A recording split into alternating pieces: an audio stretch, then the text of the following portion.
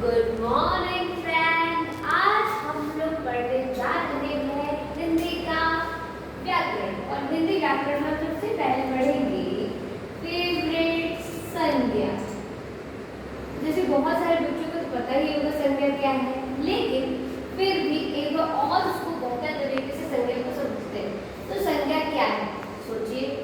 संज्ञा कुछ नहीं, सिर्फ और सिर्फ नाम को ही हम संज्ञा कहते हैं। अब नाम का अर्थ क्या है? नाम का मतलब है कि कोई भी चीज, किसी भी वस्तु, व्यक्ति, स्थान का नाम, उसी को हम क्या कहते हैं? संज्ञा कहते हैं। हर चीज का अपना नाम है, तभी तो पहचान पाते हैं, वरना कैसे जानेंगे कि दरवाजा है, खिड़की है, भाई उसका नाम है। ये अमन है, राजू है, ये लड़का है, लड़की है, कुत्ता है, बिल्ली है, गाय है, भैंस है। तो किसी भी वस्तु, व्यक्ति, स्थान का जो नाम होता है उसी को हम क्या कहते हैं?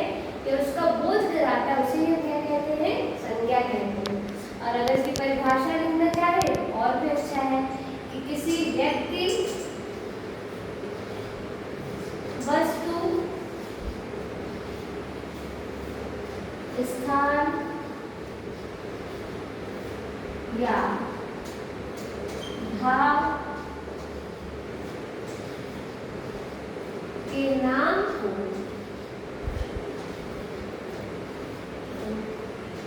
या जो बोध कराए या फिर बोध कराता है,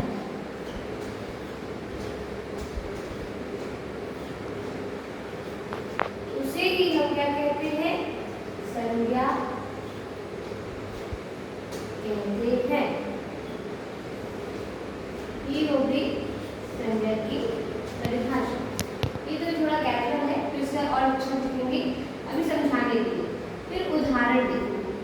हम इसमें उदाहरण में क्या क्या चीजें लिख सकते हैं? अभी हमने बताया कोई व्यक्ति, किसी व्यक्ति का नाम लिख दीजिए। अमन, शीला, राजू, मैंने लिख दिया अमन। अब कोई वस्तु है, वस्तु में बहुत सारे पेन, कॉपी, किताब, तो मैंने यहाँ लिख दिया कलम। अब है स्थान, स्थान में दिल्ली, मुंबई, जगह, स्कूल, हॉस्पिटल, कुछ भी लिखती हूँ, मैं लिखती हूँ यहाँ पर दिल्ली। और रही बात भाव की, तो हंसना, रोना, गाने, सब क्या भाव के नाम है, तो यहाँ मैंने लिख दिया रोना। हेलो फ्रेंड्स, अब हमने पढ़ा था संज्ञा। अब संज्ञा के क्या होते हैं? कुछ भेद होते हैं। भेद बोल लीजिए, प्रकार बोल लीजिए, ठीक है। तो संज्ञा के कितने भेद होते हैं? 5 भेद होते हैं। कितने भेद होते हैं? 5। और ये 5 कौन से हैं? पहला है हमारा व्यक्तिवाचक, दूसरा है जातिवाचक, तीसरा है भाववाचक, चौथा है द्रव्यवाचक और आखिरी हमारा 5वां है समूहवाचक संज्ञा। तो आप देखते हैं व्यक्तिवाचक संज्ञा, ठीक है। तो व्यक्तिवाचक संज्ञा क्या होती है? किसी विशेष व्यक्ति, स्थान या वस्तु के नाम को व्यक्तिवाचक संज्ञा कहते हैं। कोई विशेष व्यक्ति हो, स्थान हो या उस वस्तु का जो भी नाम हो, तो उसे हम क्या कहते हैं? व्यक्तिवाचक संज्ञा कहते हैं। उदाहरण मैं लिखती जा रही हूँ। उदाहरण के तौर पर इसका उदाहरण देखेंगे।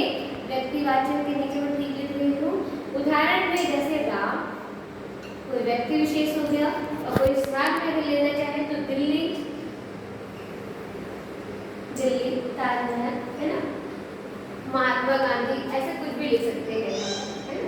अब देखते हैं जातिवाचक। किसी जाति या समुदाय का जो बोध कराए उसे हम जातिवाचक संज्ञा कहते हैं। जैसे अगर हम समझे कि ये बिल्ली है, ये लड़का है, ये लड़की, क्यों?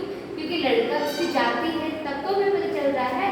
तो ठीक जातिवाचक संज्ञा किसे कहते हैं? किसी जाति, वर्ग या समुदाय का जो बोध कराते हैं उसे हम क्या कहते हैं? जातिवाचक संज्ञा कहते हैं। उदाहरण के लिए जैसे मैंने बताया लड़का, शहर,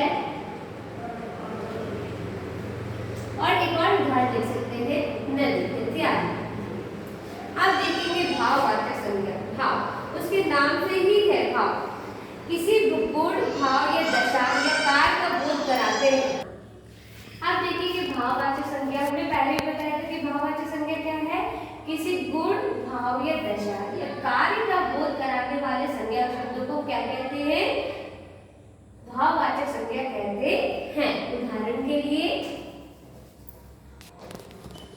उदाहरण के लिए हम लिखेंगे सुंदरता,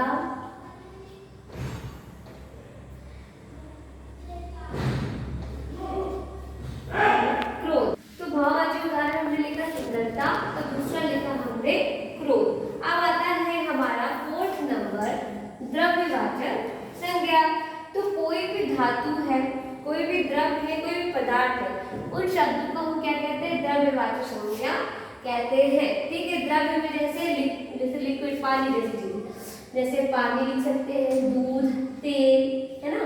और धातु में हम सोना, चांदी इत्यादि हम लिख सकते हैं। ये हो जाएगा द्रव्यवाचक संज्ञा के उदाहरण। अब लास्ट आता है हमारा समूहवाचक। समूहवाचक उसके नाम से है कि किसी भी समूह या समुदाय, कोई भी समूह जो समुदाय का बोध कराता है उसे हम समूहवाचक संज्ञा कहते हैं। अब कोई जैसे भीड़ हो गई, तो लोगों की भीड़ है, तो उस लोगों की उस भीड़ जो लोगों का समूह है उसे हमने क्या कहा? भीड़ कह दिया। ठीक है, और भी लोग जैसे इकट्ठे होते हैं, तो कहीं सभा होते हैं, कहीं कक्ष होता है, तो उसे हम क्या कहते हैं? समूहवाचक संज्ञा के उदाहरण में लिखेंगे। तो जैसे सभा, भीड़ इत्यादि, ये हो गए हमारे समूहवाचक संज्ञा। तो इस तरीके से ये बहुत ही आसान है। अगर आपको कोई चीज इसमें से लगता है कि अभी आपको समझ में नहीं आई है, तो आप प्लीज मैसेज करके इसे छोड़ दीजिएगा। मैं इसे एक और सुंदर तरीके से एक्सप्लेन करूंगी। Thank you.